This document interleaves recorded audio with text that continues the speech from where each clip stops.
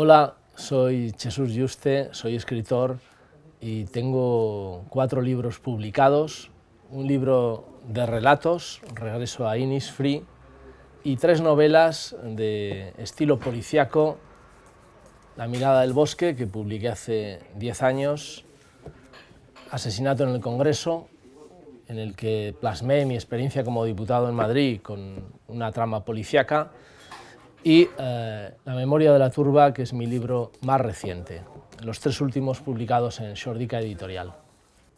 Mis 3 novelas son policíacas, y esto se debe a que yo creo que el género policíaco es la novela social de nuestro tiempo, es la que permite hacer un retrato de nuestra sociedad de una forma amena y didáctica, es la forma en que podemos acercarnos a la condición humana, en la que podemos descubrir lo que nuestra sociedad esconde debajo de la alfombra.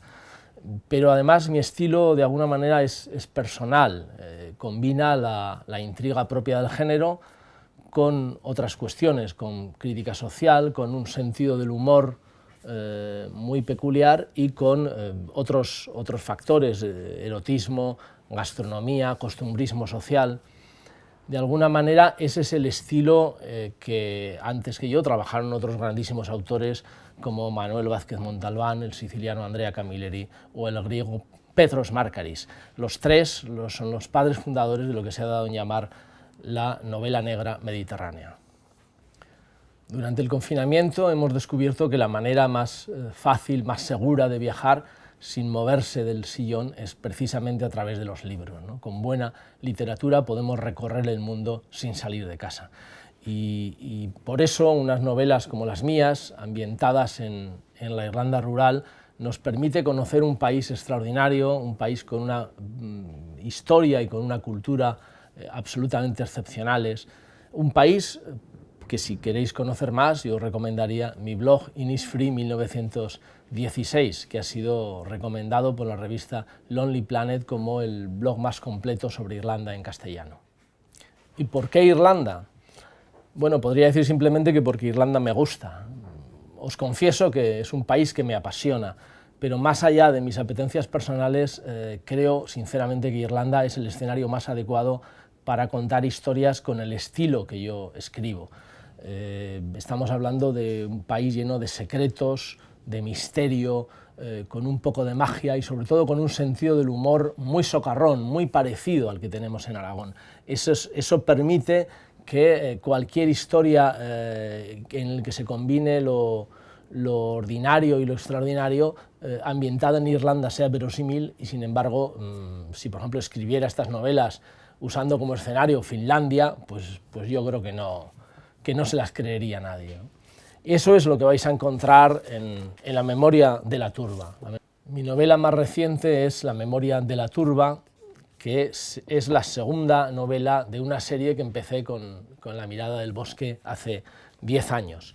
Es una novela en la que no vais a encontrar un detective solidario, un detective solitario que resuelve un crimen, sino que vais a encontrar a un grupo de personas, un protagonismo coral, 6 personas, las fuerzas vivas de Ballydungel, que es un pueblo pequeño de la República de Irlanda, en frontera con Irlanda del Norte, un lugar donde nunca pasa nada y donde 6 personas, la maestra, que es novelista de éxito, el alcalde, la locutora de radio, el sexagenario sacerdote católico, la joven doctora que llega del mundo urbano y el sargento de la policía, se reúnen todos los miércoles a cenar. En esas cenas que ellos mismos bautizan como el Club de los Miércoles, suelen hablar de los crímenes de la novelista, pero cuando hay un crimen de verdad en el pueblo se sienten obligados a intentar resolverlo.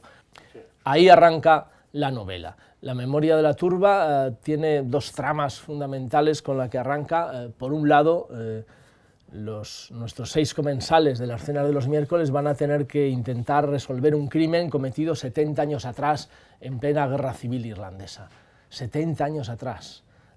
Ciertamente un historiador ha desvelado que el héroe local no murió por causa de la guerra, sino que precisamente fue asesinado por otras razones. Eso provoca una gran tormenta política, pero al mismo tiempo desaparece un sacerdote, un joven sacerdote, y se desatan todo tipo de rumores, y ninguno bueno. Esas son las tramas con las que arranca la novela. En el trasfondo de la memoria de la turba hay un homenaje a los historiadores de verdad, a los que desmitifican esas falsedades con las que los vencedores han escrito la historia oficial, pero también hay un homenaje a los cuentacuentos, a los que han sabido transmitir oralmente la cultura de un país como Irlanda, contando historias frente al fuego del hogar, frente al calor de la turba. A eso hace mención el título de la novela, y sobre eso hay una escena que luego os leeré.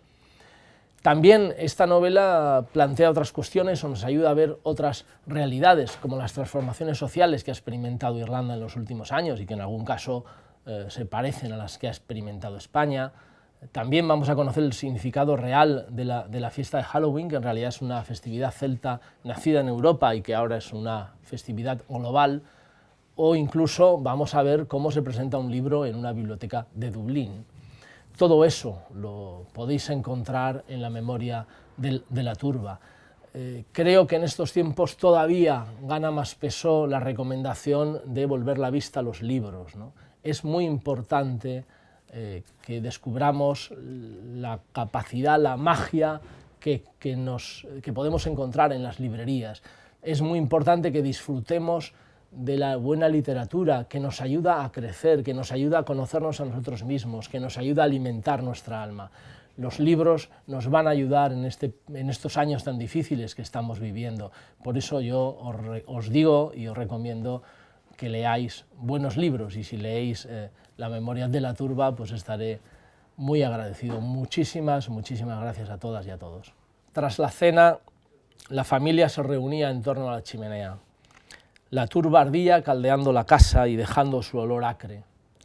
O'Shaughnessy recordaba la figura de su padre, tras sus gafas redondas, iluminado en rojo por las llamas, narrando historias, como antaño había hecho su abuelo y mucho antes su bisabuelo, desde leyendas celtas hasta cuentos populares transmitidos oralmente de generación en generación. Su madre, sus hermanos y él mismo escuchaban atentamente, boquiabiertos, ante cada giro sorprendente de la trama que iba desgranando su padre.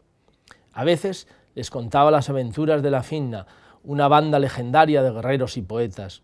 En otras ocasiones eran historias de hadas y leprechauns, las que les hacían soñar con mundos de fantasía. No obstante, la especialidad de aquel maestro era recoger la actualidad del pueblo y los alrededores y narrarla con el humor y el sabor de los cuentos irlandeses. Décadas después, cuando en la escuela de Ballydungale querían explicar lo que era un cuentacuentos, se limitaban a nombrar a Sean Seamus O'Shaughnessy, el maestro que enseñó a generaciones de alumnos a través de sus historias contadas al calor de la turba. En casa y en el colegio creaba personajes de la nada, solo con sus palabras, mientras que a ojos de los niños cobraban vida en el movimiento de las llamas. Su hijo recordaba cómo le impactó el hallazgo de un cadáver de miles de años que se había conservado momificado naturalmente en la turbera. Aquella noticia del periódico se convertía en imágenes a través de las palabras de su padre, escenas de un sacrificio ritual en tiempos salvajes que podían ver reflejadas en el fuego de la chimenea.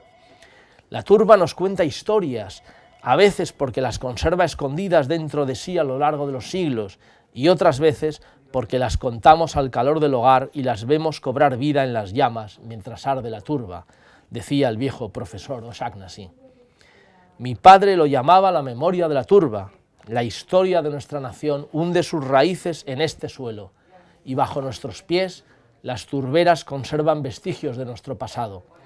Pero cada vez que el contador de historias narra al calor de la turba, también está transmitiendo cultura popular, creando memoria colectiva, y a eso también lo llamaba la memoria de la turba.